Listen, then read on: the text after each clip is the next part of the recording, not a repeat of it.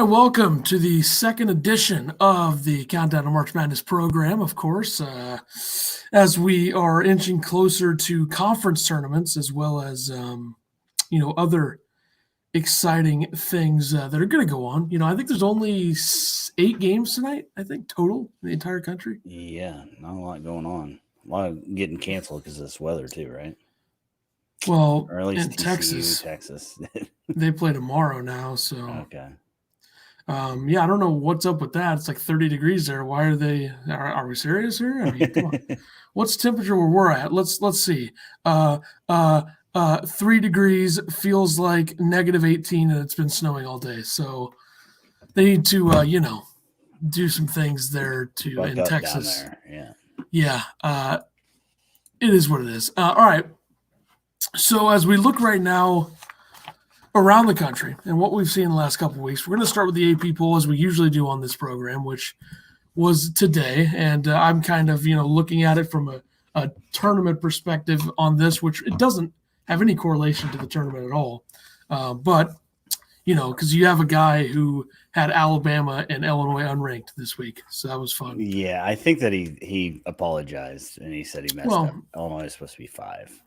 But that's fine. #Illini really went after him. Yeah, I tweeted the link to it because I thought it was hilarious. I was like, "There's no way." Yeah, I think it was already changed by the time you shared that link. Yeah, that's it's interesting. I mean, I don't know how they messed that up, but whatever. So I'm gonna tier rank the March Madness teams or the AP poll teams, which all of them are gonna make it to the tournament. I'm pretty sure. Into championship, Final Four, Elite Eight, Sweet 16 upset watch. Now, I'm not saying that one of these teams is not good. And I'm not saying that, this team is automatically, Final Four level. I'm kind of looking at all these teams from not only what we're seeing right now from them, but also what I think, their peak could be. So I only have 3 championship teams, and I think the top 3 is all championship level because I think if Michigan plays defensively the way that they did yesterday against Wisconsin, let's be honest, Wisconsin. In the second half. Yeah, Wisconsin's not very good. I can't believe they're still in the top 25. They were a different team after Davison decided to chuck an elbow in somebody's face. And then get free throws for doing so. That was good. Good job by the officials to call a technical on Michigan for the excessive anger, not the obvious elbow to the face. But embarrassing. Yeah, I think Gonzaga, Baylor, Michigan. I think that's 3 championship caliber teams, and I don't really think you can dispute that. You can throw whoever you want in there that you think can do it. I have 4 Final Four level teams. I think Illinois, Ohio State, both Final Four level. I think Alabama can do it just because they're very good defensively. But if they can actually have games where they can translate their defense into offense with how good they are at shooting and how many guys they have on that team that can hit threes, I think they could do that. And I still think Iowa can, just because Iowa has depth, and their depth has actually been playing a lot better in their games that they haven't been winning. And if Garza, he's in a little bit of a slump right now for his standards, I guess. I don't expect that to carry on. I still think they can do it. The only thing that's going to kill them is their defense. I think that's really the only thing for them. And I think a lot of, what they do in the tournament is going to be based off of their matchups. So the Elite Eight, I put a lot of teams in there. You don't think Virginia's Final Four quality team? I just don't know if they have the not really, I wouldn't say the top tier talent, but I don't know if they have the same level of defensive play. And I'm factoring the ACC a lot into that because I don't think the ACC is good at all. I think there's 3 good teams in the ACC: Virginia Tech, Virginia, and Florida State. I think that's the only good teams in the ACC this season. So I factored that in a little bit. But Elite Eight, I think Houston can do that. Very good defensively, a lot of size, a lot of length. Not as talented as they have been in years past, but they're still very good. I think they could be an Elite 8 level team. Virginia, I put in there. Villanova as well. Virginia and Villanova are like on the edge of being Final Four for me, just because they're not only very well coached, they're just a little inconsistent for what they usually are. Yeah. Then rounding out the Elite Eight tier teams right now for me: West Virginia, Texas Tech, a couple of teams that are very good offensively and pretty good defensively in the Big 12. Florida State and Virginia Tech, 2 ACC teams that I think have a ton of talent. And then Tennessee I put in there just because if they can figure it out offensively, they'll be really good. They'll be able to get there. And I think they're kind of borderline Elite Eight, Sweet 16. I'm a little higher on them than I think a lot of people are. And then my other Elite Eight team is, of course, my guys at Loyola Chicago. I mean, come on. Extremely good offensive or defensive team. I hear they're like a top 10 team in some people's eyes. You'll find out momentarily. They're ranked 22nd in the AP poll, which is criminal. Now, if they would have won yesterday, they'd probably be in the top 18 or so, but they didn't. So, and then Sweet 16 teams, I think Oklahoma and Texas are there.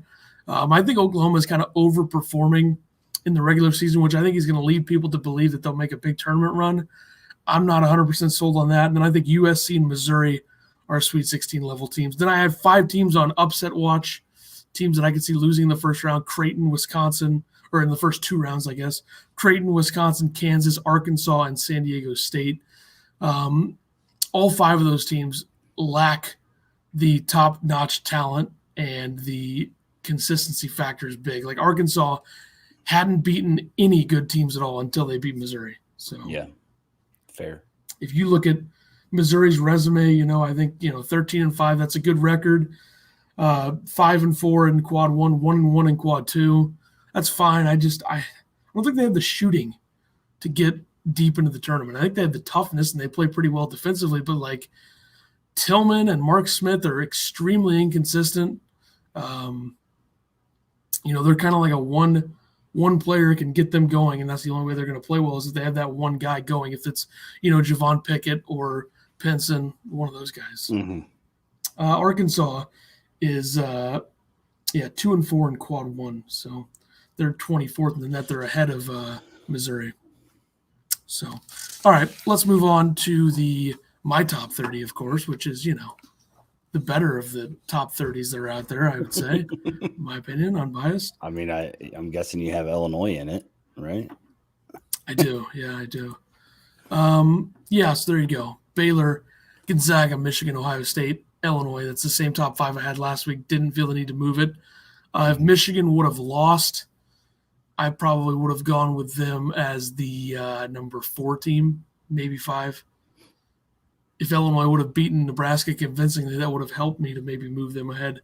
It's number 4, but you see some big jumpers: Alabama, Virginia jumping back in, Houston down a couple spots, Oklahoma jumping up, Loyola Chicago at 10, of course. Don't care if they lost yesterday. Don't care at all, actually. So I'm going to keep them at 10. I'm sticking with it. Texas Tech drops 6 spots, which is probably unfair. I don't know. Then some other, notables. Missouri drops 14 spots. They lost 2 games last week. And then Creighton jumps up after beating Villanova. And then a couple notables at the bottom: Oregon, Kansas, Belmont, Boise State, all in now. So, and then the 5 teams close: St. Bonaventure, UConn, San Diego State, Louisville, and St. Louis. And I think the only team out of those 5 that I don't have in my top 30, the only one that's ranked is San Diego State at 25. So there you go. That's the top 30 for the week. It changes a lot. You had a team jump up 11. You had a team drop back 14. Way it goes. Seems pretty fair, except for, your love for Loyal is a little weird, but whoa, it'll be all right. I think they're just an elite club. I don't know. I mean, you look at, they have a decent amount of depth. They have some guys that come off the bench and can change the game. They're very good defensively. Sure. They have a big that's probably the best passing big in the country. So I gotta go with it. I'm just gonna go with it. I don't care if they lose. If they lose again to someone not named Drake, then I probably have to knock them back a peg. But I still won't. I'll never take them out of my top 30 unless they lose the rest of the games this season. It's the only way I do that. If you just look at some bracketology trends and kind of what we've seen, I'm not seeing a ton of movement on certain bracketologists. You have the top 4, which is pretty unanimous right now with Baylor, Gonzaga, Michigan, Ohio State. Mm-hmm. You see Illinois, Houston, Villanova, Alabama. I mean, Villanova's a 2 still is a little weird for me. I would more so go with maybe like in Oklahoma has a 3 over Villanova right now, maybe Virginia. So if you look at the last 4 in right now, according to Palm's bracketology at CBS, you have Drake, Minnesota, Indiana, Seton Hall. So 2 Big Ten teams barely getting in. And if Drake wouldn't have beaten Loyola Chicago, they would be in very much big trouble at getting an at-large. I So agree. Yeah, especially with their best player out. They said yeah, that he's coming back. Hemphill might be back for the tournament, for the conference tournament, though. Is that what they announced today? they said he could be back within a few weeks, and the conference tournament's on March 4th. So I think he could maybe get back, and if he does, that would be huge because I think there's like 4 teams that could probably win the Arch Madness. I mean, anyone could emerge, I guess, but I think outside of Loyola Chicago and Drake, I think you have Bradley and Northern Iowa could maybe do some damage in there. So I like the only way they get 2 win is if Drake wins and they give Loyola an automatic bid. I don't know. I think if Drake like won the rest of the regular season games and then got to like the semifinal or the final of the Missouri Valley tournament, I think they would get in. Okay. Because they would be a 3-loss team and they would have a good resume, and obviously people like them because they're 35th in the net rankings, and right, they're 5-1 against quads 1 and 2. So they do have a quad 3 loss, which was to Valpo, but it's not too bad. I mean, you look at their wins, obviously Missouri State counting as a quad 2 win doesn't really do anything for me. Same with Indiana State, but is what it is. So that's really all I mean, bracketology-wise, it changes so much week to week that there's really no point for us to go too far into it deep every week. But I will look at one more just for the fun of it. We'll look at what Lunardi's got. I think he updates his on Tuesdays for some reason. So see when his last update was Friday. There's really no point in looking at that. It's so stupid. Like, why would you not? Wait till the AP poll comes out or what? What's he doing? There's no way that's the reason. Shouldn't he know this stuff on his own? Yeah, you'd think so. Supposed to be a genius, just got an extension from ESPN. Yep. Maybe he's not as smart as we all thought. Could be the case. So I don't know who to look at now. What do you think? You got anyone that you like? You're the bracketology guy. Bracketologically speaking, that's your job. I'll look at Jonathan Warner making the madness. Okay. It's going to take me a minute to get here, so we got to stall. So I was thinking about this today. So even if like Gonzaga, which I know Gonzaga doesn't play as quality teams, but even if they were to lose a game, do you think that moves them out of the 1 and 2 spots? I mean, just because they've been so dominant? Depends on who they lose to. Well, like I think Baylor plays Texas Tech this week. Gonzaga never plays anybody because they're in a terrible conference. Okay. But I mean, I think you're overseeing the whole terrible conference team. Like, there's a few good teams in that conference. I just say it to make you mad. But say what everyone else doesn't say. But I mean, I guess Michigan, because they're only a 1-loss team. But yeah, I couldn't see them moving past the 3 spot, right? Man, I don't know. I think if Baylor were to lose to someone in the Big 12, and I think if Michigan kept on winning, I don't really see why they wouldn't have Michigan at 2 if Baylor lost. Yeah, and have Baylor at 3. That's what I'm saying. I wouldn't personally think farthest they could fall. But if Baylor lost, I'm still going to say they're a number 1 or number 2 team in the country. I agree. I don't even care. I mean, I'm not worried about who they lose to, or a lot of people overdo that. Like, oh man, for example, Illinois going to overtime with Nebraska. People are going to overreact to that. It's just what happens, and or Pacific giving Gonzaga a game. People will overreact to that. Sure. So it's kind of just how it is. Yep. All right. I just wondered, in your poll, would you drop? No. I don't think you would. No, I wouldn't. I'm way, way, way too in deep on Baylor and Gonzaga. That's true. I've talked to Baylor more than probably almost anybody in the country. Yeah. So they better make a big run or I'm going to look like an idiot. All right, let's go now to the Atlantic 10. And I'm kind of going to pick a conference every week to just kind of look at. I think next week we'll probably look at the Mountain West or the Missouri Valley. Well, no point looking at the Missouri Valley. The Ramblers are the best team in the conference by far. But the Atlantic 10, I think it's really 4 teams you look at. Who's the best team in the Atlantic 10? And, I mean, I think it's a big debate because I think a lot of people would say VCU, but I don't really know. So my vote would be VCU, but I'm not a I guy would go that a different watches way. a lot of Atlantic 10 basketball, so I'm sure that you got a lot better information. Maybe you can change my mind. Well, I'll start this way. VCU 34th in the net last time I checked, or when I wrote this down. I think right now they are actually maybe better than that in the net. Looking at it, when I wrote it down, it was 34th. I'm not sure where they're at now, I'll but they're find up it. there. You go ahead and keep going. They're 15-4, 0-3 in quad one, 5-0 in quad two, 5-1 in quad three. So they have that quad three loss, which I think will hurt them if they end up, winning the Atlantic 10 tournament.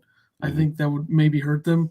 And then you have them at 22 in the KPI rankings, 33 in the SOR, 49 in KenPom, 99 in adjusted offensive efficiency, 13th in defensive efficiency. So offensively, they leave a lot to be desired, and that's kind of my thing. Like they're just not very balanced, and I'd rather see a balanced team because the other teams in the A10 or the other two that I'm going to discuss that I think it's kind of down to for me are a lot more balanced, and they don't do one thing that much better than the other.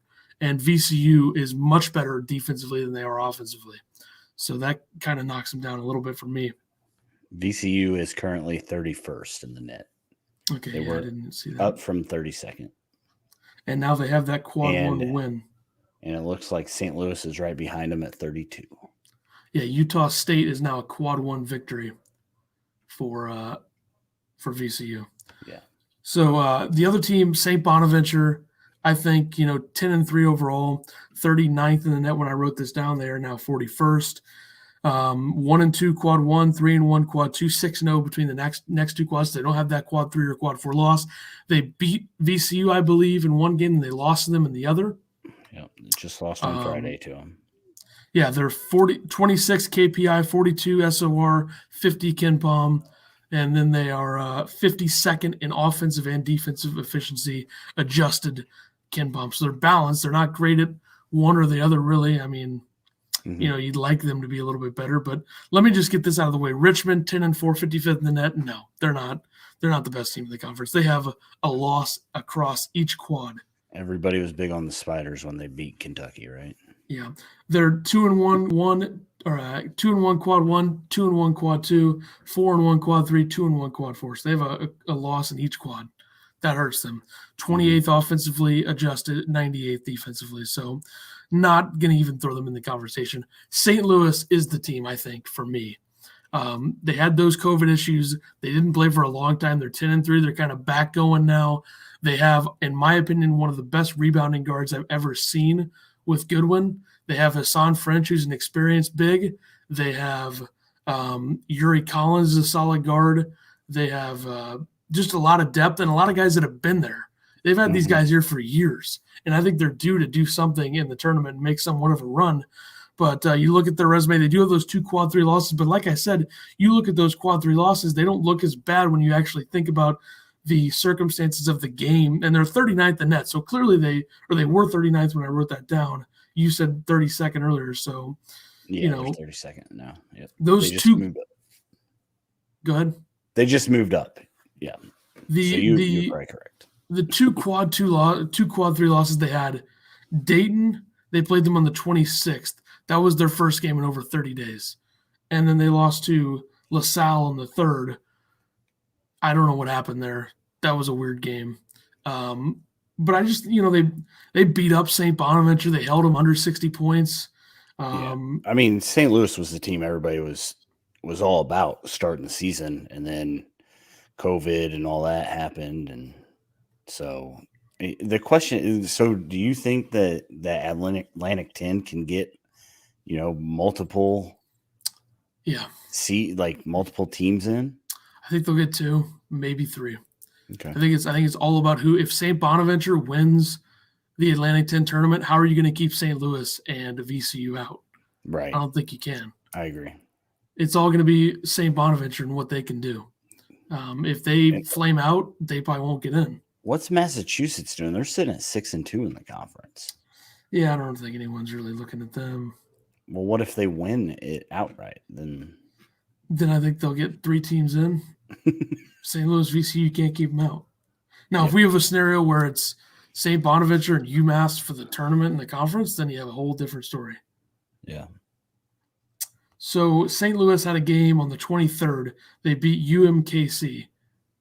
They didn't play again until the 26th of January, which was that Dayton game. So you can't really blame them for losing by 5 to a decent Dayton team, not a great Dayton team, but a decent Dayton team, and it's a quad 3 loss because they were at home.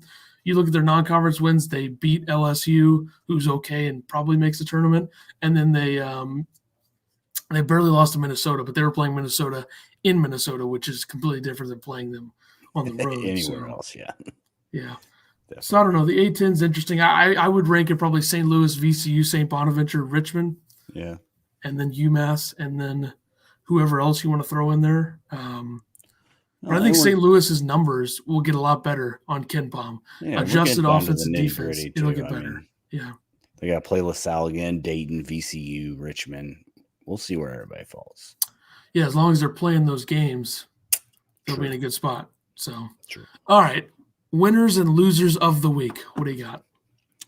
My losers that I searched yesterday. Penn State. Can we just stop talking about Penn State having a chance to get in the tournament? I'm pretty sure we can. Nebraska did beat them. Nebraska's first win in 26 conference games or something.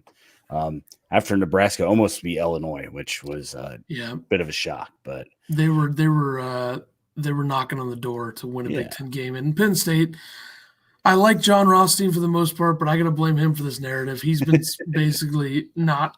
He was a part of the group that wouldn't shut the door on Penn State. Yeah, like they've been dead for weeks. I don't care if they beat Wisconsin. That loss looks worse every day, or that win looks worse every day. Yep, absolutely.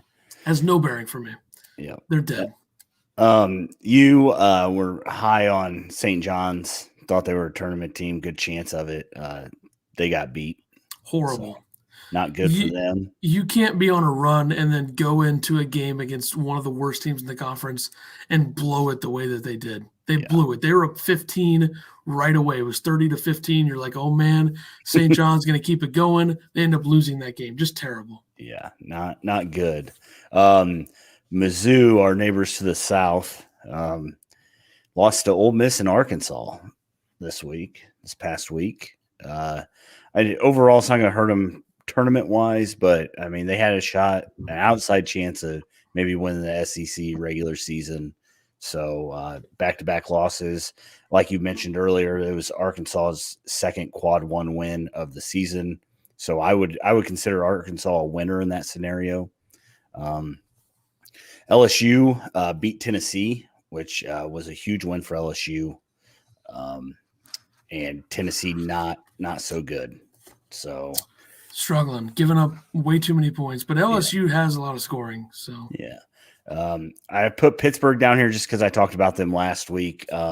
They ended up losing to Georgia Tech. See you later, Pittsburgh. Not going to the tournament. And then Radford would be my other loser. Lost back-to-back games against Winthrop when they were I believe they were 2 games back or 1 game back to Winthrop in the Big South. So they fell back behind. So Winthrop's sitting pretty right now in the Big South. So.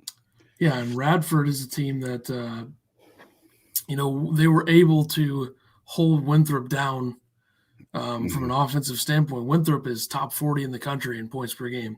Yeah. And you look at what Radford was able to do. They held them down and still lost the game, which shows you that Winthrop can win a game kind of in either way. And the problem for Radford is that their offensive numbers are horrible, and that kind of kills them. 237th in adjusted offense. And Winthrop is not that way. They're 98th in adjusted defense. They can play some defense. They can score. Offensively, they're not that efficient, 125, but they score a lot. So, and they're also playing the Big South. That definitely helps.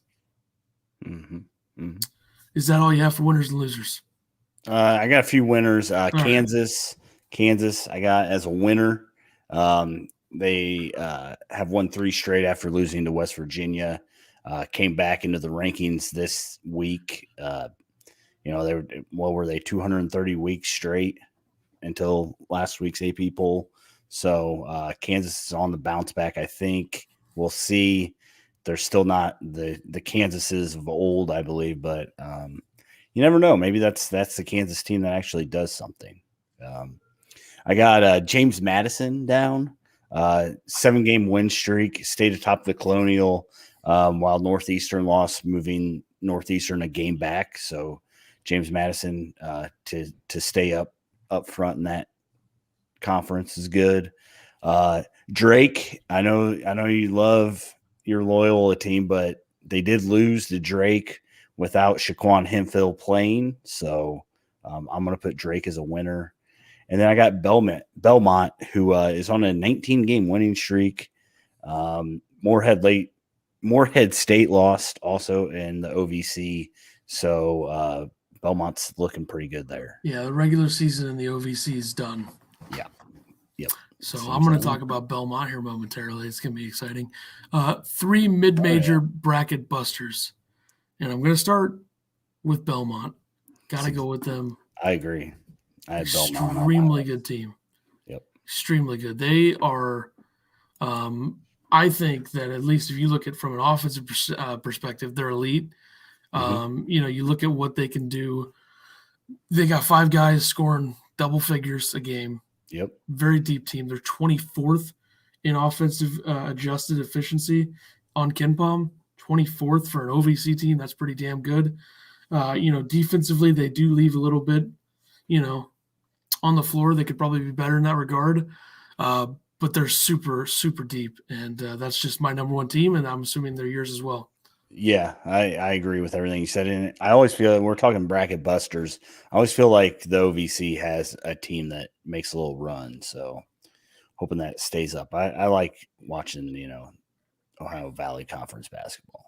So the way that Belmont's just dominated the conference for a few years now. I think, they had that tournament run a couple of years ago. Last year, they lost 3 conference games. They won the OVC tournament.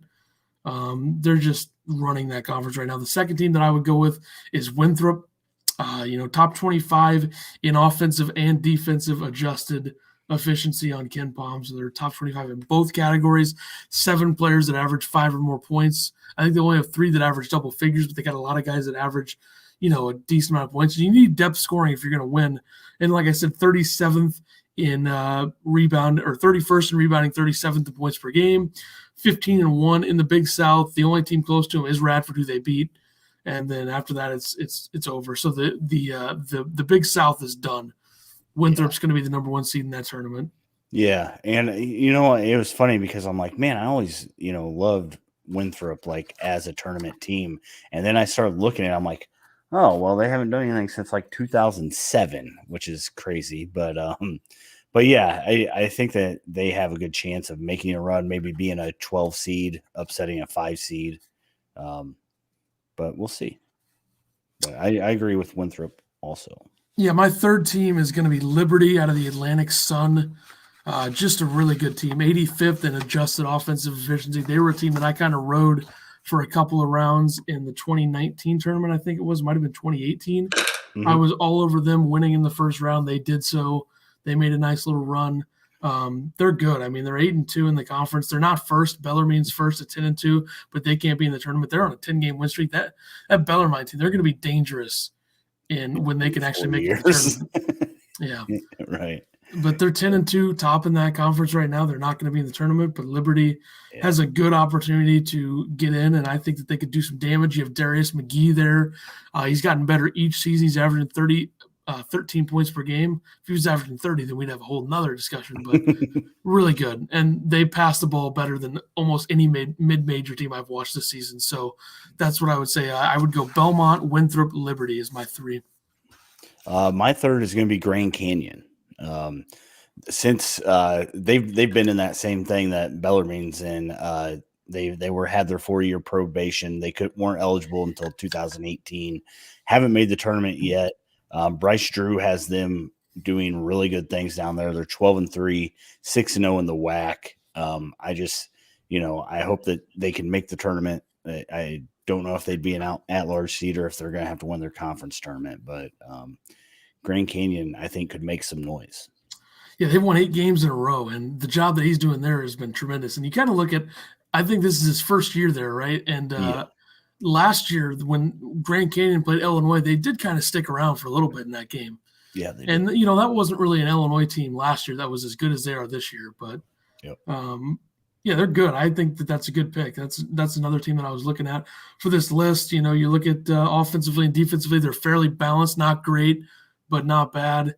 But that conference, I don't really think there's any team that has a chance of winning the WAC tournament other than Grand Canyon. Right. I don't really see any other team doing it. And you look at some of these teams, like Chicago State's gone. They quit. They're done. They should have. They're 0-9. No chance. They didn't have enough players.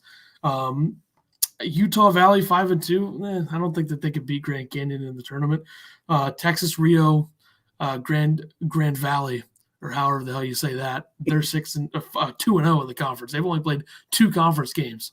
So that conference is right there for the taking for Grand Canyon in the tournament in the conference there. So I don't think anybody has a chance. Offensive 5. That's where we're going to go next. 5 teams that you do not want to see offensively in the tournament, in the regular season, whenever. My number 1 team, I had to go with Gonzaga. Same. I know they're second in KenPom in offensive adjusted efficiency. Okay. I don't care about that. I still think they're the best offensive team in the country. First on Haslametrics. Corey Kispert averaging 19.5. Drew Timmy's averaging 18.9. Jalen Suggs is averaging 14.4. They have Ayayi there. They have Nimhard there. So much depth, a loaded team. They have probably the best three-point shooter in the country. They have one of the best freshman guards in the country. They have one of the best and most experienced bigs right now in the country. They do it all. Yeah, too good. Their whole starting 5 can just dominate you. So, and I know you say the West Coast sucks, which I agree. It's not a good conference. They put up points against good teams. They scored 87 against West Virginia. Yep. They scored a ton against Kansas. Yep. They scored a ton against who else did they play early in the season? I'm trying to remember. Auburn they scored a lot against, which isn't really that much. I don't really think Auburn is good defensively. Yeah. They put up points. That's all they do. I agree. My number 2 team is Baylor, third in Haslametrics on offensive efficiency, third in KenPom. They just have, an elite starting lineup, and most of them can do anything offensively. Jared Butler can shoot. He can go to the rack and score. Davion Mitchell's a very efficient scorer. Maceo Teague does the same thing. Should be an All-American, right? Absolutely, he's an All-American. If you don't think that, you are insane. But that's kind of, they have 6 guys averaging or shooting over 40% per game. And you look at their bench, Matthew Meyer come off the bench and can score. You have, like I said, Teague, Mitchell, and Butler, all efficient. So they're very efficient. Very efficient. I have Baylor 3. I didn't really rank them, but Baylor 3. 2, I have Iowa. Okay, I have Iowa 4. Okay. The thing that I like about Iowa is they have shooters everywhere. So many weapons. Frederick Bohannon, what's his name? Wieskamp, Garza can shoot. Yep. Like I said, their kryptonite is going to be defense. So, yeah, and I thought that if they're not hitting, that's the only thing about having guys that all shoot threes. I mean, if you have off nights, it happens. So it'll be interesting to see how deep they can go, because one off night and they would be done quick. And you look at 2 of their losses, the Illinois loss and the Gonzaga loss. They were hitting shots. They just weren't playing good enough defense. True. So Gonzaga beat them 99-88. I believe Illinois beat them 80-75. So they put points up. They just weren't executing defensively. They weren't making plays, and that's where defense comes into play. You look 108th in adjusted defensive efficiency. That's not good enough in the Big Ten. That's not good enough to be a top 5 seed and do damage in the tournament. Yeah. So I went with West Virginia. I think that this is the first year where Huggins has had a really, really good offensive team, an offense that's much better than his defense. You kind of look at what they've done, 59th in defensive efficiency this year. It's not what they're usually. So they're 14th. It has the metrics defense, offensive efficiency, and 9th in KenPom. You have Miles McBride, a.k.a. Miles McBuckets. He can score, and Sean McNeil's a great shooter. A couple of good shooters. They lost Shubway. They're still going to be fine. They have facilitating guards. They can shoot. They can do damage underneath with Culver. They have a lot of players. So West Virginia is number 3 for me offensively. Very good this year. I already Who said do you have at number 4? I have so my last two are two SEC teams. I got Alabama and Arkansas. I just like the way they play. I like the way they shoot. They're one of the two more fun teams to watch, I feel. Maybe not the best teams, but definitely fun to watch offensively. So, I had Alabama at 5. okay. And I'm surprised that they're 25th on KenPom in adjusted offense. Wow. That surprises me. They're 16th on Haslametrics. They have a lot of guys that can score. I mean, it's that simple. They have guys that can shoot. They have guys that can score. You have Herb Jones. John Petty Jr. is a really good three-point shooter. Josh Primo should be in high school right now, but he's contributed offensively. Jaden Shackelford, Javon Quinterly, they all average 10-plus points per game other than Primo, but Primo has contributed a lot. So he's got a lot of skill. So I think that they just do everything offensively. And defensively, they're very good as well. So my 5 are Gonzaga, Baylor, West Virginia, Iowa, and Alabama. And yours were Gonzaga, Baylor, Alabama. Alabama. Okay, so we have four of the same. West Virginia is obviously, better than Arkansas. Probably. But, let's go to defense now. 5 defensive squads that you don't want to see. Number 1 for me is not even close. Baylor. I don't care if they're second on Haslametrics. I don't care if they're 4th on KenPom. I don't care. They have the 2 best on-ball guards defensively in the country. Jared Butler, Davion Mitchell, both All-Americans, by the way. Plus, there's this guy named Mark Vital, who's also excellent defensively, and Maceo Teague's pretty good defensively in his own right. I don't know what you're supposed to do against this team. They create turnovers. They let you take your shots. You're probably not going to make them. So they're just too good defensively, and I think that they're the most balanced team in the country in terms of their offense and their defense. Gonzaga and Baylor are like the same on both ends. I agree. Do you have number 1 as well? Yes. Rightfully so. Right. Yeah. My number 2 is Loyola Chicago, who is first on KenPom in adjusted defense, and they're 6th in Haslametrics. They pressure the ball. They're one of the best half-court defensive teams in the country, probably second behind Baylor. And they can create points off of turnovers. When you have a center that can pass like Cameron Crutway can, it makes it a lot easier to get going up the court when he can make those deep passes or those passes into different lanes and cuts and stuff. And very Nikola Jokic-esque for the Nuggets is Crutway's passing ability. So Loyola Chicago is an easy number 2 for me. Yeah, I have them at number 5, but yeah. Average, or they're only giving up 56 points a game. That's pretty impressive. Yeah. Missouri Valley or not Missouri Valley. So, right. Who do you have at number 2? I have Michigan number 2. Probably more because I've seen Michigan play more than any other team. When they went to that little 3-quarter press against Wisconsin yesterday, Wisconsin was completely lost. Just their intensity on the defensive end really helps carry over to the offensive end too. So I got Michigan at 2. Although they are giving up 65 a game, which is the worst out of all my teams. But like I said, I watch more Big Ten basketball than anything. So that's just my. Yeah, I don't think I'd be that worried about how many points they give up per game. They're in the Big Ten, right, Exactly. They're not going to be able to clamp teams down and just dominate them. Like, right. Well, Chicago can do that against most of Missouri Valley. Right. Tennessee is my next team, 4th in Haslametrics, 3rd in KenPom. They do struggle offensively. They're 66th in adjusted offense. Not great. But they have a good enough defense to help carry them to win some games. Like LSU, they didn't do it. LSU has guys that can score from everywhere. Cameron Thomas is averaging 22 points a game. So I don't blame them that much for not playing well defensively on Saturday, but Tennessee's defense is very good. And if they can figure out their offense, I would have them a lot higher on a lot of my lists. So that's just kind of how I look at Tennessee right now. Yeah, fair enough. What did you go with at number 3? Number 3, I got Virginia.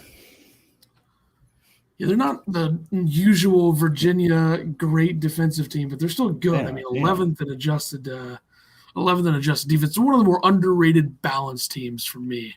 Yeah. They're very good on both ends, but they're almost better offensively than defensively this year. Yeah. Not the usual Tony Bennett, defense first completely. Sure, but they're shut you down. still pretty solid. They're good enough to get the job done. Exactly. I had Michigan at 4. Okay. First in Aslometrics, 7th in KenPom. They held Minnesota and Wisconsin under 60 points. They have guys that have been playing college basketball for years: Livers, Brown, Smith, Brooks. Oh, man, so they're going to be so good next year. I mean, Wagner is going to be gone after this year. I'd assume he'll go to the draft. He'll be a go first to the round draft, pick. yeah. But he's a 2A guy. Got 3 5-stars and 2 4-stars or something coming in. Yeah, I think they'll be pretty good. Yeah. Yep. My last team is Rutgers, who I think they haven't been healthy enough to reach their full potential defensively, but they have an inside-out combo defensively that can be very good, which is Miles Johnson and Jacob Young. And Steve Peichel is a very good coach when it comes to defense. 16th in Aslometrics, 13th in KenPom. The fact they're top 15, a lot of people aren't talking about them. Still top 15th in adjusted defense. And I think the defense is going to be the thing that gets them to where they can go. So if they want to make a run in the Big Ten tournament, it's going to be defense. And they have guys that can do it. So that's they got a big they play Michigan this week, right? Big game. Sounds right. Yeah, I think it's on the 18th, I believe. Mm-hmm. What do you got for your last team? My last team is Houston. Another very good one.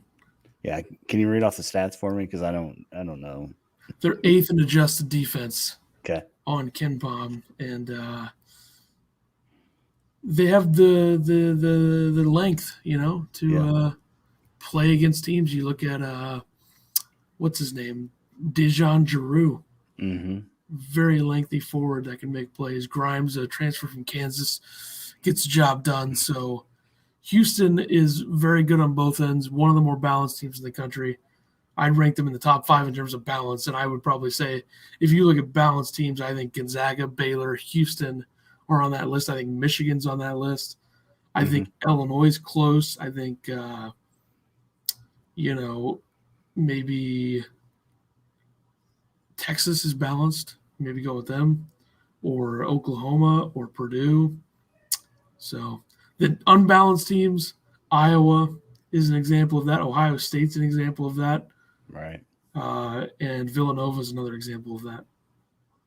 That's what's holding back Villanova. That's why I didn't have them in the big tier from the AP poll. They're 90th in adjusted defense. Just not good enough defensively. Look at what Creighton just ate them up. Yeah. They did do that. The Crush starting 5, of course. The 5 players in a lineup that you just big fans of the player. Yeah. Everyone knows who my top guard is. Come on. Davion Mitchell. I would assume it. Oh. Davion Mitchell, 13 points, 2 rebounds, 5 assists, 50% from the field, 49% from 3. Thanks for coming. I mean, the dude doesn't mess around. Best on-ball defending guard. You've heard it every week. I'm going to say it every week. That's my number 1 guard. I'm going to go with Io. We do an Illinois podcast, but that's not why I went with him.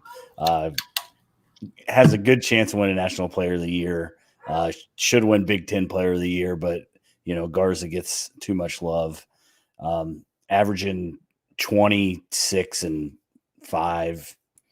So, definitely the guy that I want. When you want a game 1, I'll take him over anybody in the nation. That's fair to say. It's other than Davion Mitchell. My second guard is Cam Thomas, who's averaging 22 points a game as a freshman at LSU. The number 1 guy on that team, best scorer, best shooter.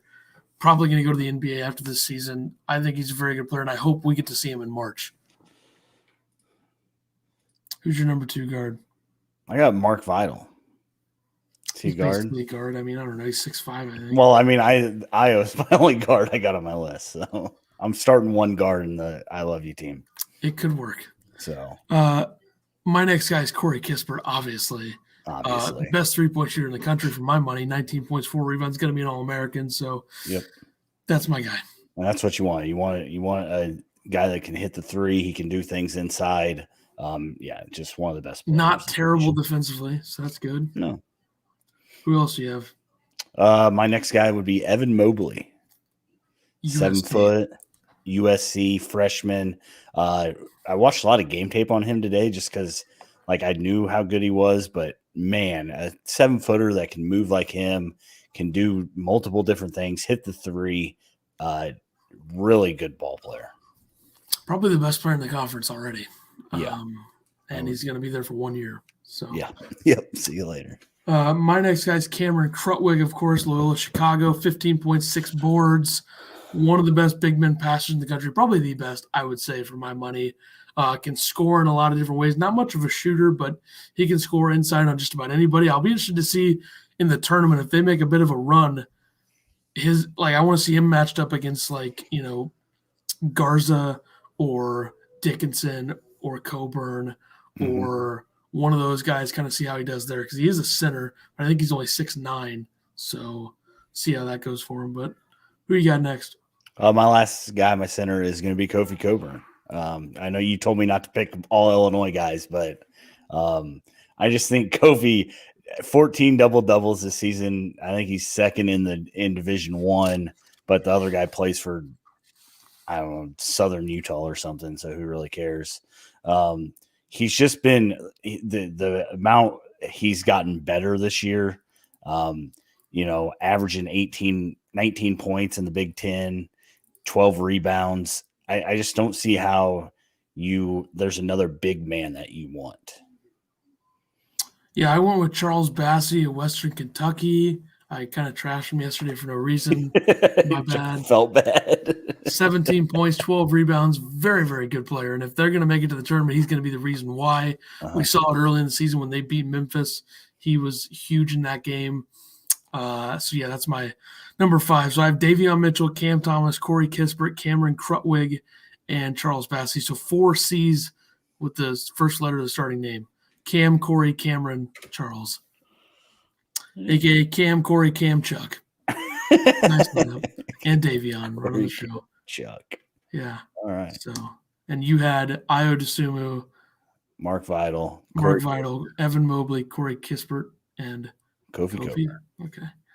All right. Conference tournament sleepers. Did you pick any of these? No, you told me that I didn't need to. I just wondered. I don't know. I had 5. Let me know how you feel. Let's hear them. Yeah, let me hear them. All right, number 1 is Ole Miss, a team that's been on fire in the SEC. They have won 3 games in a row. They beat Tennessee, they beat Missouri, and they beat who else did they beat? They beat another team that I'm forgetting. Was it Georgia, Arkansas? I don't know. To be honest with you, I should have written it down. Who are you looking for? Ole Miss. Tennessee, Auburn, Missouri, South Carolina. Okay, it was Auburn. Yeah, they beat Auburn as well. So they've been on fire. I could see them making a bit of a run because I think that conference is actually, fairly wide open in the tournament.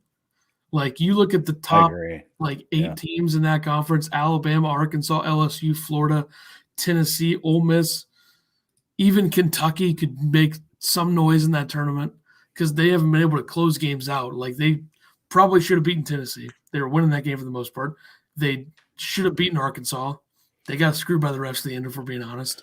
They finally beat Auburn. But Kentucky could probably do something, I guess. Ole Miss is my sleeper, though. I didn't pick Kentucky just because they've been so horrendous that it's tough for me to kind of go with it. But 4 straight wins for Ole Miss. I wouldn't count them out in the tournament. So we'll see. In the Big Ten, I went with Rutgers. I think this team, a lot of people forgetting how good this team can be. Yeah. They're completely overshadowed by Purdue, by Minnesota, by Illinois, by Michigan, by Ohio State, by Iowa. So I think people are forgetting a lot of love lately.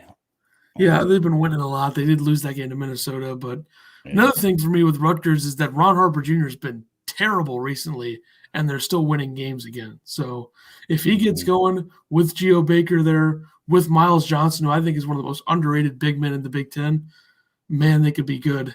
For my money, they're the 5th best team in the Big Ten. So I would say Michigan, Illinois, and Ohio State, Iowa, then Rutgers. I'll take Rutgers over Wisconsin or Purdue or Indiana or Minnesota, any of those teams.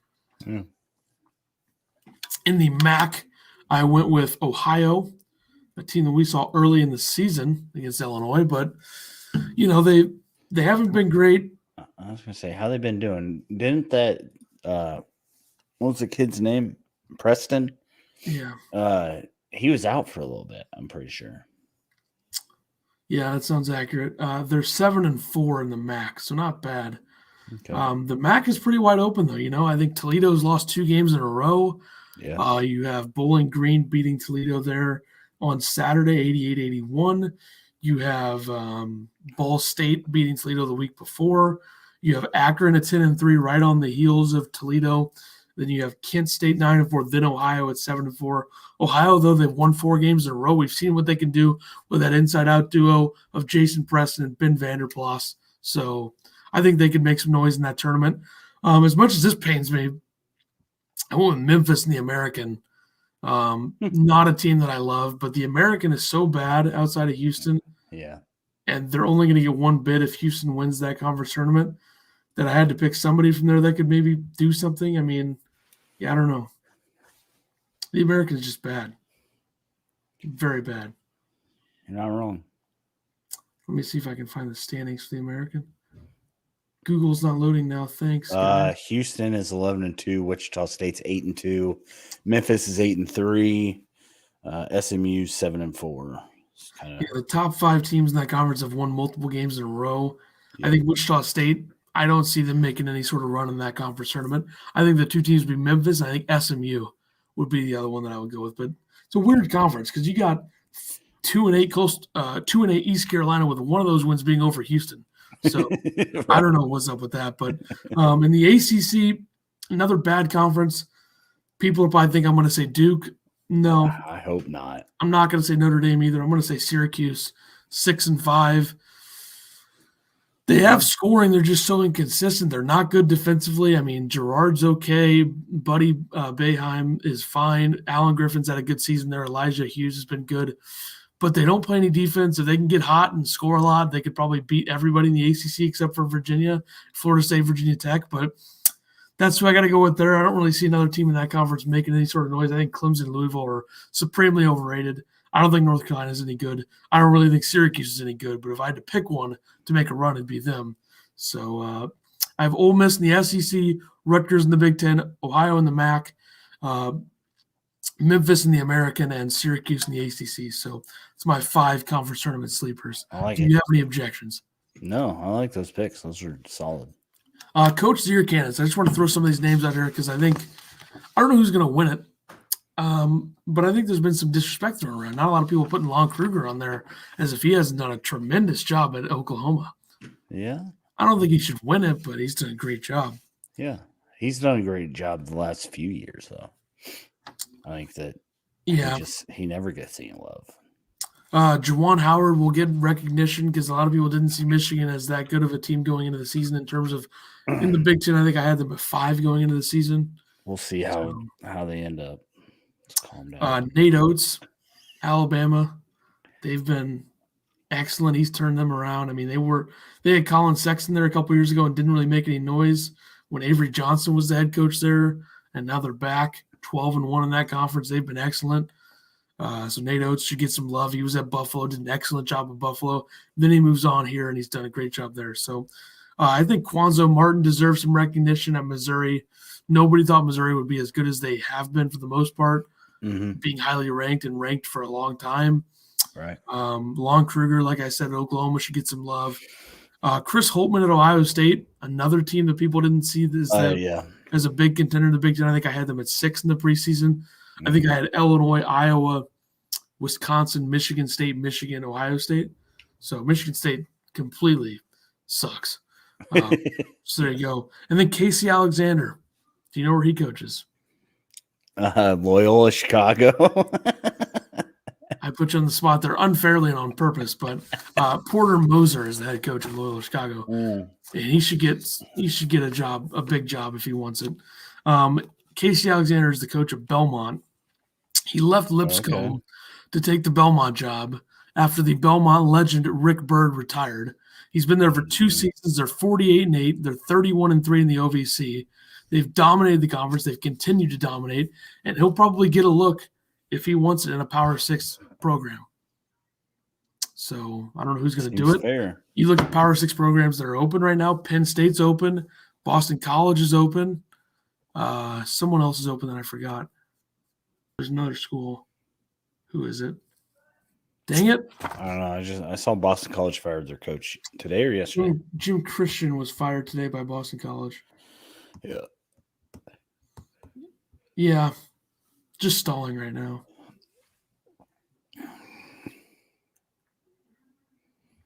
Just let it stall for a minute. That's fine.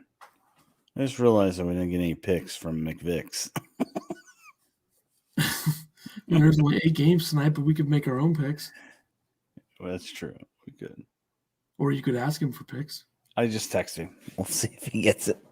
Head coach vacancies in college. Oh, God. Having a hard time spelling? This tablet is hard to type on. I'm also watching a hockey game up to my top left. It's distracting the hell out of me. Who's winning? The bad team. Jobs. Illinois College in Jacksonville has an assistant job open. City Colleges of Chicago. Oh, that's not what you're looking for? Not even close. Oh. I think Jeff Goodman tweeted out earlier. Let me check. Okay, so you have Boston College open. We knew that. That opened today. Penn State's open because their current coach is a okay. Who's the interim there? They're gonna say, see him, bro. Poor guy. I mean, they almost had a chance to make the tournament. Okay, so you have Boston College is open, Penn State's open, Wichita State's open because he got in trouble too. Beating players or whatever he did. Fordham is open. Coaches. They got obliterated by St. Louis yesterday. Portland's open. Northern Illinois is open. UT Martin is open because I think their coach passed away, which is awful. They were supposed to play Illinois early in the season. Didn't happen. You have University of Texas Rio Grande Valley, which is one of the top teams in that conference at 2-0 in the WAC. Then you have Texas State, IUPUI, UC Riverside are the openings. So maybe Boston College or Penn State. How about Penn State gives Casey Alexander a look? Bring him to the Big Ten. There you go. He's 48-8 in 2 years, 3 conference losses, none of which have been this year. So might want to consider it. I'm just saying. I'm sure they'll probably hire Greg Marshall, who beat his players to get out of Wichita State. Whoa. All right. Do we think that Penn State has a good history? No. We won't get into the Penn State thing. Any sport. All right, games of the week, the best part of the whole thing. Today, there's only 8 games total. What'd you put? The only ranked game, I believe, is Virginia. Number 7, Virginia goes to number 16, Florida State. Should be a good one. Yeah, that's a very interesting game. Florida State went to overtime and almost lost to Wake Forest on Saturday, which was a head scratcher. Florida State's a very talented team. They'd started to put it together, and I think they lost to Pittsburgh or Georgia Tech, one of the two. I get them mixed up frequently for no reason, really. That game's on ESPN. That's the only really great game that's going to have great teams playing in it. But you have a decent matchup in the Southern. East Tennessee State, Chattanooga, ESPN 3. East Tennessee State is 8-4 in the Southern. ESPN 3. Chattanooga 7-5 in the Southern. Both teams battling for seeding in the conference tournament. Chattanooga beat them by 2 in their first meeting, so that'll be a really good game. East Tennessee State is another one of those teams that it sucks about last year because they were elite last season. I think they were like 32-1 or something, and they won the Southern tournament.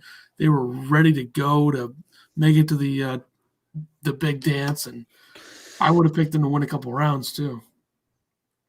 So they got jobbed. They're one of those teams that got jobbed last year. All right, what do you got Tuesday?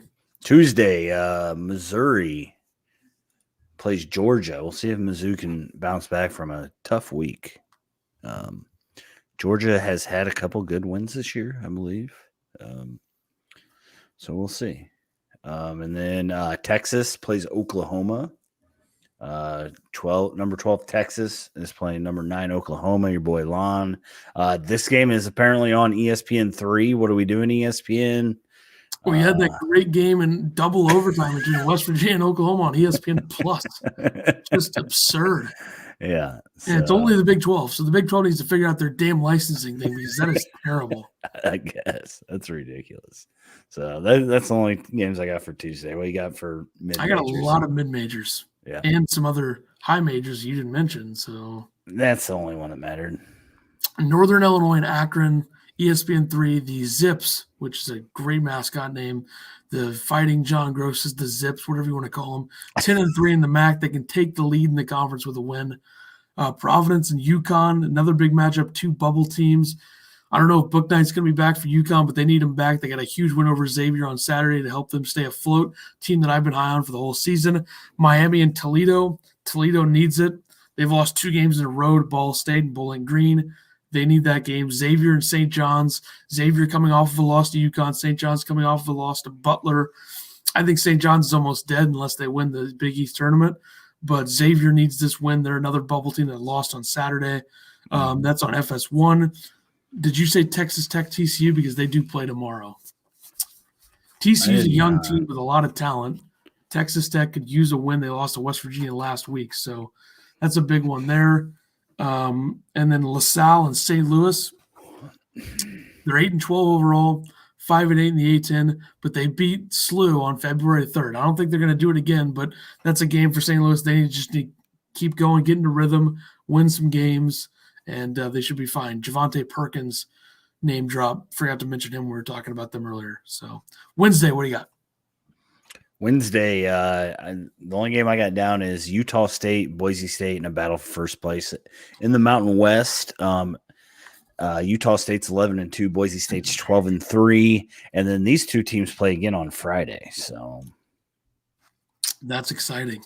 Yes, the top 4 in the Mountain West is confusing. You got Boise State there, you got San Diego State there, you got Utah State there, and you have Colorado State. Colorado State's the one that I was thinking of, and yeah, I don't know. That's similar to the A10. You got 4 teams there. You don't really know who's the best team and who's not the best team. So, did you put any others for this? Nope. All right, I got a lot. I got like 7 games.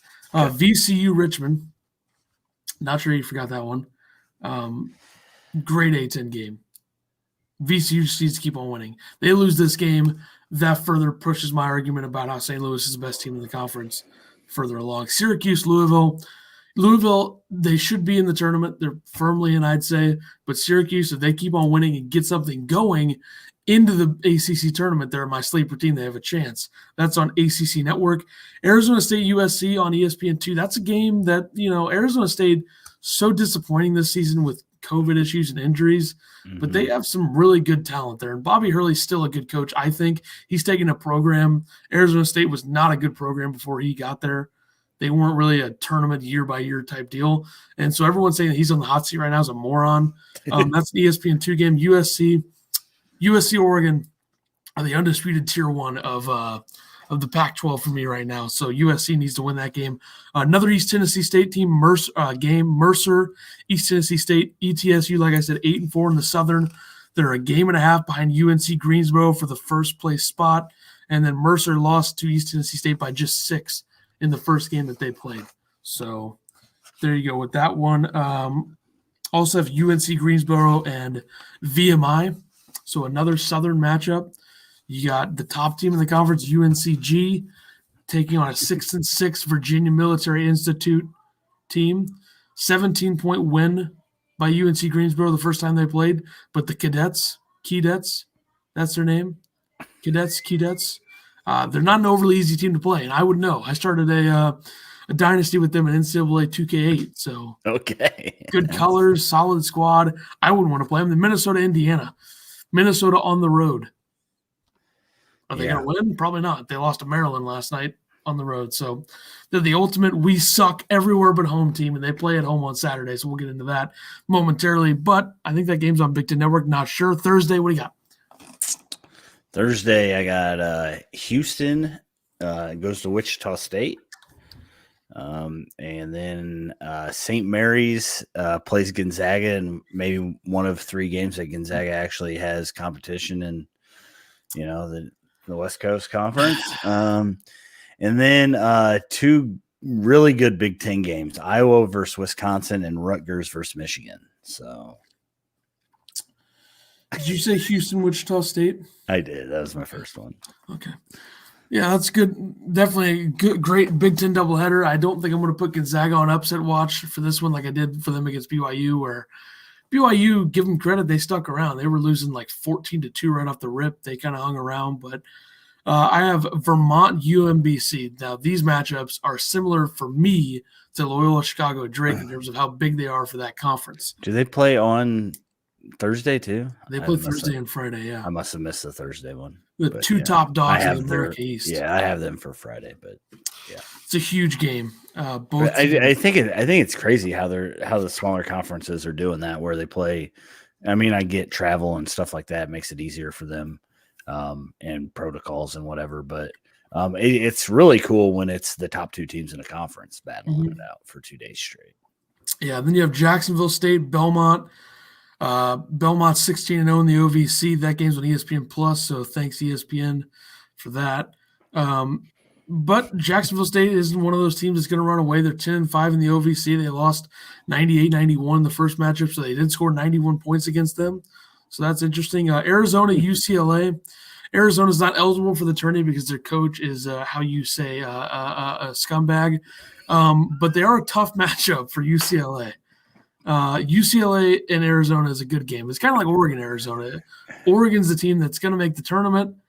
UCLA is the team here that's going to make the tournament, but Arizona will give you fits. It'll be a close game, I think. And then Colorado, Oregon is a big Pac-12 game, probably a Bill Walton game on ESPN2. The problem for Colorado is that they lost to Cal on Saturday. That's a terrible loss. Cal is the second worst team in the conference other than Washington for me. So that's a big Pac-12 game on Thursday. So Friday we'll just lead off Vermont UMBC. They also play Friday, so you got that. Yeah. What do you got Friday? I also have Wright State is playing North Kentucky. Yeah. Wright State's 15-3, tied for first in the Horizon, and Northern Kentucky's third at 10-6. So I thought that should be a good game. Yeah, they play Saturday as well. And then they play Saturday. And then Western Kentucky plays North Texas in a battle of first place teams between Group A and Group B of the Conference USA. Should be a good one. Yeah, I missed that one. I don't know how. And then South Dakota State plays North Dakota State. South Dakota State's one game back of South Dakota, and North Dakota State is 6-2.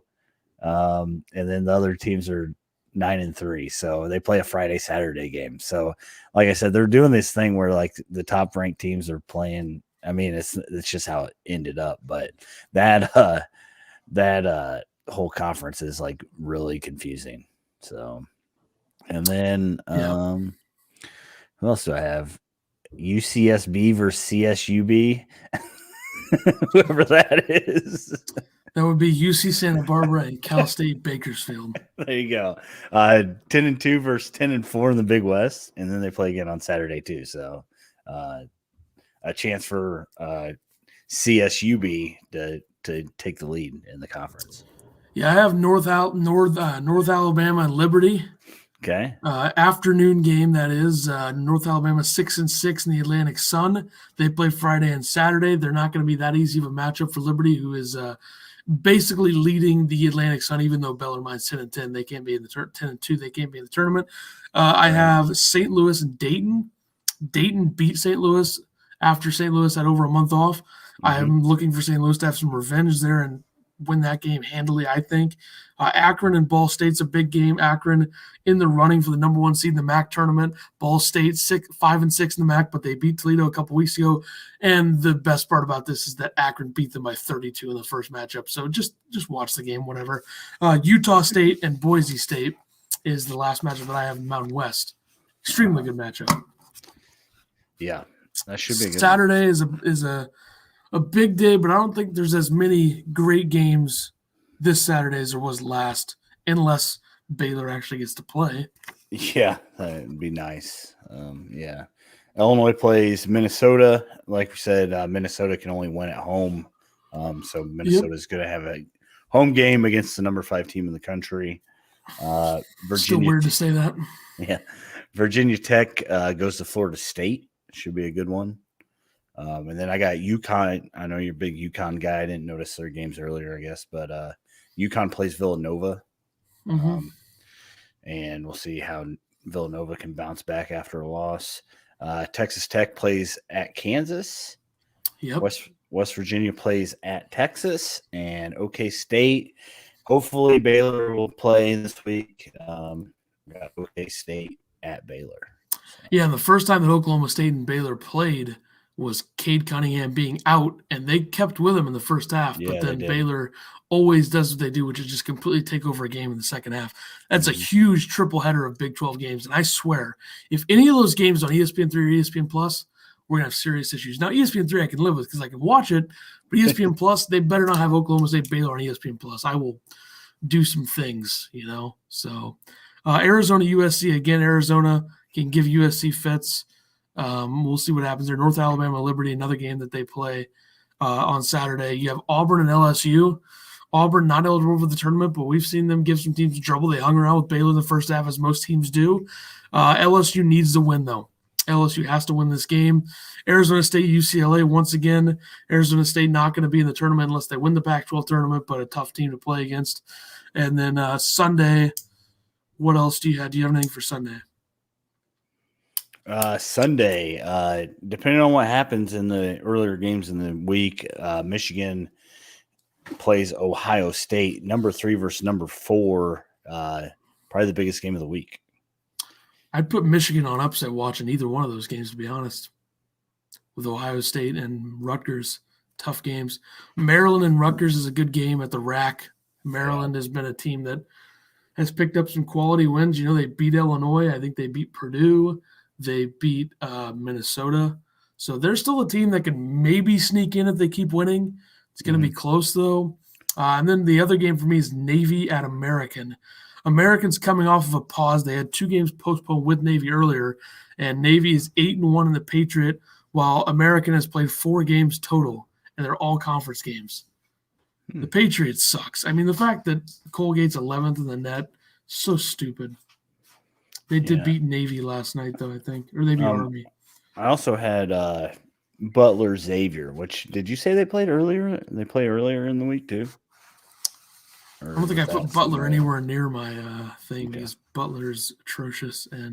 But Xavier's just has to win. Trying to battle. I just figured they have to win. This game they needed to win. So. The Patriot League, they don't play very many games in that conference. So Colgate's 9-1 and they're 11th in the net, so that's exciting. But Navy is probably going to win that conference, I think. I don't know. Do we have McVick's picks?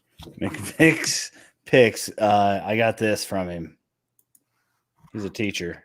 He said, snow day, only 7 games. All right. So McVick is making no pick. Then we'll make a pick. You make a pick, I'll make a pick. All right. I don't even know what the spreads are. Let me see real quick.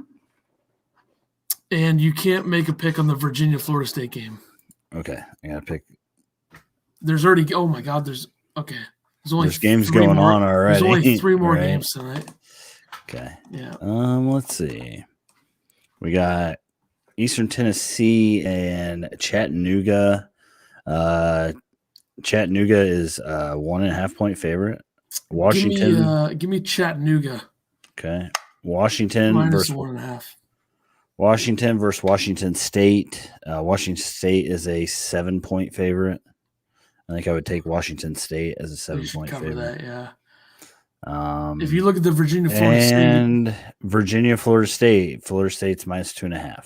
So we might as well just pick all 3 of them. Let's do it. My picks for those 3 would be Virginia, Chattanooga, and Washington State. I agree. Write it down. We're in agreement. All right. We need to write that down. Yeah. Write it down. I don't have the time for that, but okay. We'll write it down. We'll let you know how we did. We picked 3 games. McVick picked 3 games last week. If we go 0-3, then we know that we're not very good at it. So. He went 2-1. He got the I think Gonzaga hit, and I think Gonzaga won by. I think they covered by 1 point or something. Too. Someone else. Who was other? Didn't Ohio State cover against Maryland or whoever they played, and then I think Oklahoma State didn't cover. He picked them against Kansas. Kansas won that game. Yep. Yeah, so there you go. All right, we'll see how we do. We'll be back next Monday for number 3. We're getting closer. Only a couple more of these until conference tournaments will start. That'll be fun to look at those, all that stuff. So we'll be back next Monday. We'll see you then.